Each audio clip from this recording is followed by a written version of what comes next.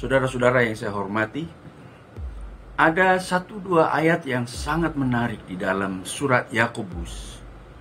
Kali ini saya ambilkan dari surat Yakobus pasal 1, ayat yang ke-13 dan 14. Begini bunyinya.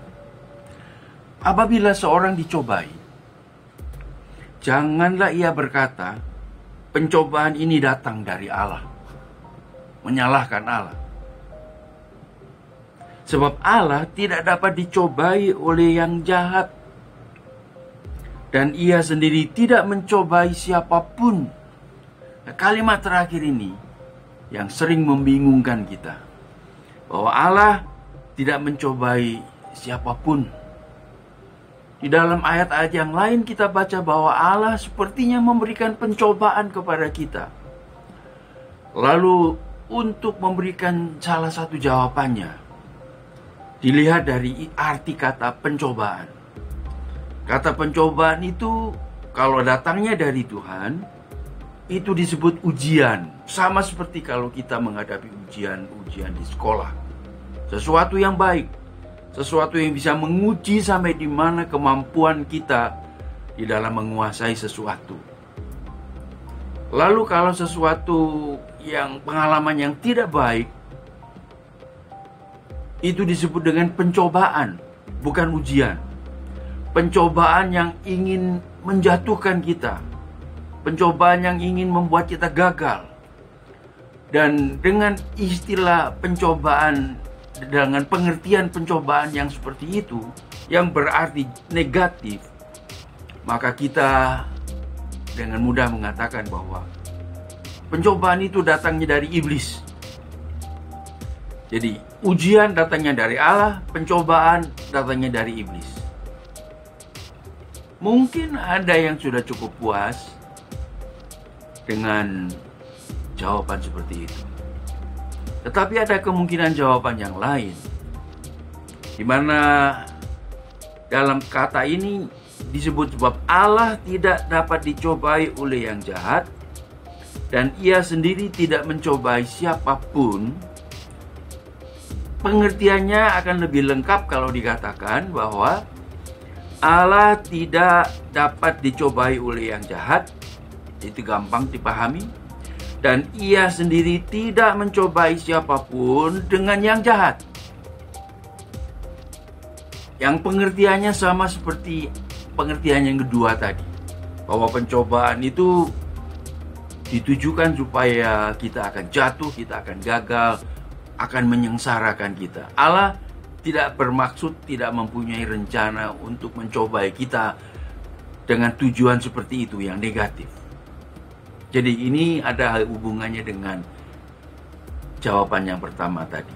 Tetapi ada lagi yang lain. Itu terdapat dalam ayat yang ke-14. Dalam ayat ini dikatakan, tetapi tiap-tiap orang dicobai oleh keinginannya sendiri, karena ia diseret dan dipikat olehnya. Dan ternyata pencobaan yang disebut-sebut di dalam ayat yang ke-14 itu sumbernya dari diri kita sendiri, bukan dari Allah. Jadi jangan menyalahkan Allah. Bukan dari iblis, sehingga dan jangan menyalahkan iblis. Itu dari diri kita sendiri yang mempunyai keinginan yang salah, mempunyai keinginan yang tidak berkenan kepada Tuhan. Dan itu menjadi godaan bagi kita, itu menjadi daya tarik yang akan membawa kita terjerumus ke dalam kegagalan dan kesalahan. Bagaimana kita bisa tahu? Kalimat berikutnya dalam ayat yang ke-15. Apabila keinginan itu telah dibuahi. Dibuahi artinya di sini yaitu apabila keinginan itu diwujudkan, dipraktekkan, dilaksanakan, ia melahirkan dosa.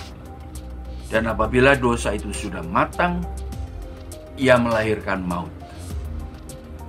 Saudara-saudara sekalian, sekali lagi firman ini dengan jelas mengatakan bahwa pencobaan itu datangnya dari keinginan kita.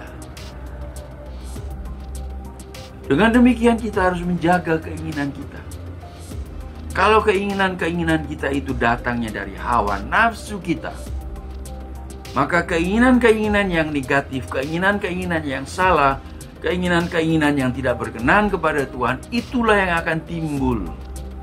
Dan apabila itu dilaksanakan, kita berdosa kepada Tuhan. Karena itu setiap hari kita berdoa, kita minta supaya Tuhan menjaga keinginan kita, menjaga hati kita lebih dari semua yang lain. Seperti kata Amsal, jagalah hatimu lebih dari semua yang lain, karena dari dalamnya mengalir semua keinginan-keinginan, baik atau tidak baik. Karena itu hari ini kita akan berdoa supaya Tuhan akan tolong kita.